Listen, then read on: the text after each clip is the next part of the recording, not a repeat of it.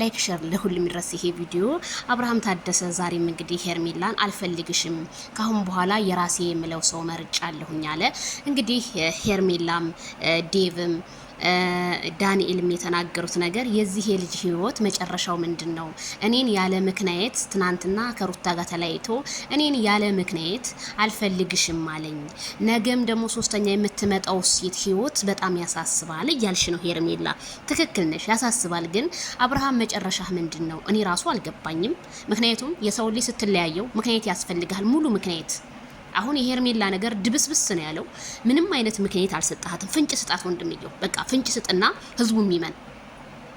ዝም ብለ ጨቀጨቀች፣ ምንም የጨቀጨቀች ነገር የለም። ለ15 ቀን ለ16 ቀን ወይም እንደዛ እረፍት ልሄድ ስል ምንም ችግር የለውም።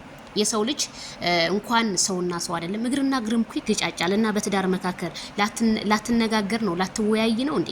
አብርሃም የፈለገው ነገር ይሁን፣ አንተ ጣትክን አትጠባም ወንድሜ። ሄርሜላ መረዳት አለበት።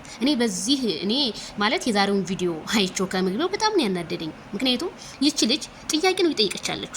አቃለሁ ነገም አልቅሳ ትመጣለች፣ ያዝና ትመጣለች፣ ተሰብራ ትለምነዋለች። አቃለሁ። ግን ሄርሜላ በዚህ ልክ መሆን የለብሽም። ራስሽን ቆፍጠን አድርጊ። ከዛሱ እየለመነሽ ይመጣል። የነገዋን ሴት አስተዋውቅሻለሁ አልካት። አስተዋውቃት አላስተዋውቃት ለሄርሜላ ጉዳት እንጂ ጥቅም አታገኝም። አብርሃም ታደሰ ያቺ ሴትዮ ከሄርሜላ የባሰችስ ሆና የባሰይናት የምትመጣው እንጂ ከሄርሜላ መቼም የበለጠ ሴት እንደማታገኝ ባለሙሉ ተስፋ ነኝ።